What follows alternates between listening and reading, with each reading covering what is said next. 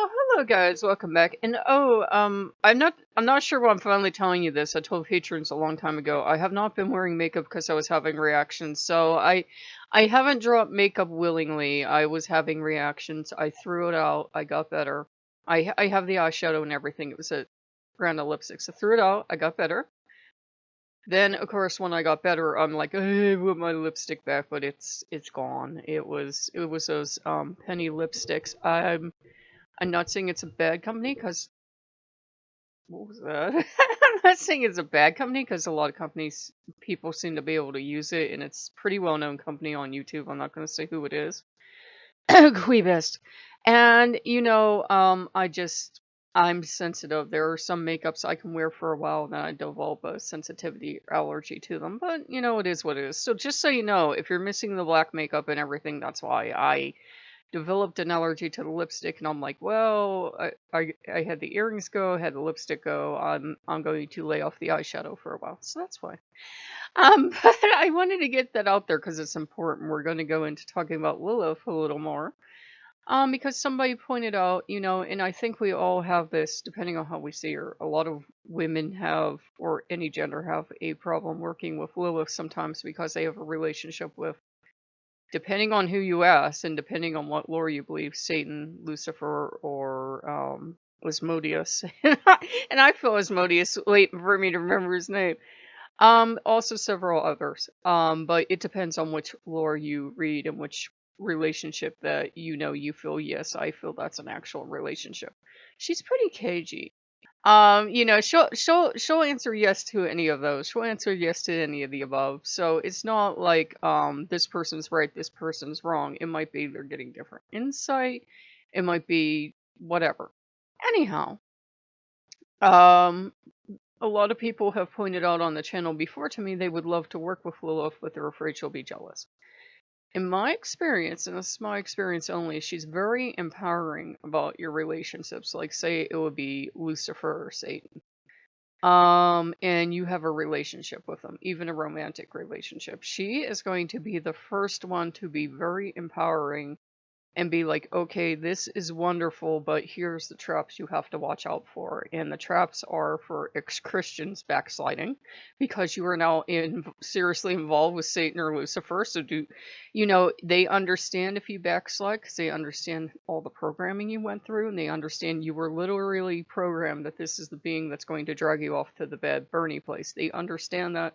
So if you have what I call the Jesus crazies every so often for the rest of your life, they understand. They truly do. She can help you through the Jesus crazies, as I call them, because all of a sudden, oh my gosh, Jesus is calling you. And she'll be the first one to point out, she'll say, he's omnipresent in your culture. You turn on your radio, you pick up a magazine, you go outside and you can see a church. I can see a church right from my porch. Even if you do satanic pinboard on Pinterest, the Christians program his pins to pop up. So she said, Jesus isn't calling you, he's just everywhere. So, so she will be the kind one for that. But back to the relationship with Lucifer. She's the one that will lead you through problems you might be having. You might be intimidated because a lot of the writers out there are let's say extremely passionate, and they get this intimidating, very intense relationship you don't think you're ever going to match.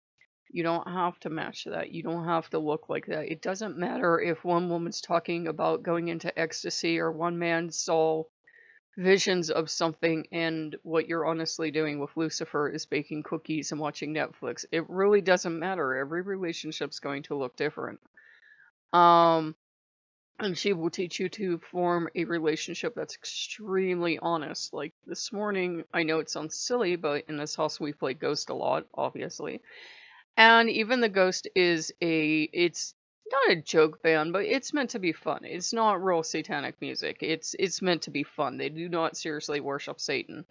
One time Tobias Forge said something vaguely about having worshipped Satan formally, but you can never tell if he's serious or not. And so I will play Ruts for Satan. I will play He Is for Lucifer because I treat them as different entities. And then we usually play, I think the third one that usually comes up is Cersei. And sometimes Square Hammer. And I'm going through the Ghost playlist. But yeah, but I only play those if I'm really on board with it and I really feel it. If I'm like, ugh, I've heard that song so much, do not, do not. It's not a thing of forcing you. It's a thing of total free will. And it's not like they have super hell to send you to because you didn't play their music or you didn't light a candle or you didn't do this.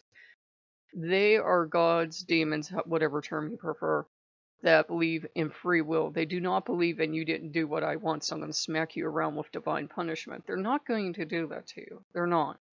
If they're warning you not to do something, you do it and there's bad consequences, that's just because they were trying to warn you. They knew it wouldn't turn out well, but it's not them punishing you, and that's something to understand. And they know sometimes we get confused because we think it's a trap, because most of us were raised in a religion where you do what I say or I'll smack you. And there's this the book I got by the crazy guy that I threw away because it was horror even to me, and I don't, worship their God, but I wanted to try to settle the Jesus crazies. He refers to God as a mob boss, like you do what I want or I'll break your legs and you will disappear. And the one line he said that I loved, and that's really why I got the book and then I threw it out because the book's an abomination even to me, is God would light us on fire and cover us with spiders if he could. And I'm like, yup, that's the God I grew up with. So they know that. They'll all work with you through that. And Lilith especially will be like, he's not touching you. You let me tell you something. He is not touching you. And Asmodeus will say the same thing. Satan will say the same thing. Lucifer will say the same thing. They are not letting the boogeyman God touch you. And that's the reason they get so stressed out. It's not God good, demons evil, God good, old gods evil. It's they're not letting you go back into, please forgive the term, servitude or slavery and willingly put your chains back on when you work so hard to break them. You work so hard to say, this honestly never made sense to me. I'm free now. Why go back into servitude? Why go back into being servant that has to kneel and cower and beg God for forgiveness? We don't have to beg for forgiveness. We can't say we're sorry if we've done something intentionally against their advice or if we've accidentally hurt them. But, like say you said something, offhandedly and you had a sense of hurt feelings. You can say sorry for that because you're a decent human being, but you don't have to beg for forgiveness. It's not, again, it's not a punishment-driven faith. So I hope that helps. I feel like I should be saying more. I'm especially getting more about, what about the part where they lay flat in front of the altar so God doesn't kill them? I'm like, yeah, I know. It's not that. You don't even have to, some people work with demons in a Judeo-Christian sense, so it's that kind of Satanism or Luciferianism. Some people work with them as in an old god sense, and I just work with them however they want to be seen that day. Some days it's like they present as old gods, and some days they present as demons, and I'm learning to be able to go through and work either way, because really at the end of the day, it makes no difference. They're still loving, kind beings who are going to protect you and want you to be enlightened. You may learn science if you wish. It's very useful to know, especially at a time like this. No knowledge is forbidden to you. If you wanted to go back and study your old religion, they're not going to stop you. It's absolutely about freedom. I think it's why so many people start dealing with demons and then walk away, because it is absolutely about freedom. It's about, hey, if you work with us and you find out you don't like having freedom and you don't like not having a God to tell you what to do and you don't like a system where there's no punishment, as strange as it sounds, they know some people kind of were so broken into the mold of having a system of punishment and bad scary God. Some people end up going back to the church, but they're not going to hurt you for that. They're not going to hurt you because you didn't stay. It's all about freedom, and Lilith is the one that can walk you through that. And like I said, she walks me through the Jesus crazies. She walks me through the relationships with Satan, Lucifer, Asmodeus, any of the others. She becomes kind of like an older sister, an auntie, a mother, whatever relationship you develop. And of course, she's big about sexuality, so she will walk you through that too. And she's very empowering. She can be a little, I don't want to say tough or stern, but she can be a bit firm with you with okay, this time I am going to give you a shove in the right direction. But after she gives you that shove, what you do is entirely up to you. So she might say today, okay, you really need to talk to Lucifer. You haven't been talking to him for a while. You have to. After she does that, if I can't talk to Lucifer because I can't deal today because I'm going through ex-Catholic crazies or something, she's not going to push the point. Lucifer will indeed show up at some point and be like, hi. Because she's kind of like, I call her the matchmaker. She thinks your relationships need work. She will push you in one direction. Sooner or later, the demon or god of her choice will show up in your life and be like, hey, how you doing? Ha. So if you've worked with Segan or you've worked with Persephone, it's that kind of tough, or Angrboda, it's that kind of, I love you very much, I'm like your mom, your auntie, your sister, whatever. But she will at times push you in the right direction and push the other deity in the right direction. She's very much the mother goddess. She's very much the, look at my statues, I am an empowered woman, now I'm going to shove you in the right directions. But she does it with love. She does it with kindness. She's never going to hurt you if you have a relationship with a demon she's connected to. If anything, she will have a role like Segan or Persephone. She will empower that relationship and she will honor that. I told somebody in a response that queens adjust each other's crowns, meaning real women adjust each other's crowns, acknowledge each other's powers. It's not a contest. A woman that is jealous, and it's okay to have feelings of jealousy and insecurity. We all do from time to time. It's human. But a woman who's chronically jealous, who never works on it, who is spiteful and vengeful and like is attacking all the other women that have a relationship with her god or all the other people, she's not doing it right.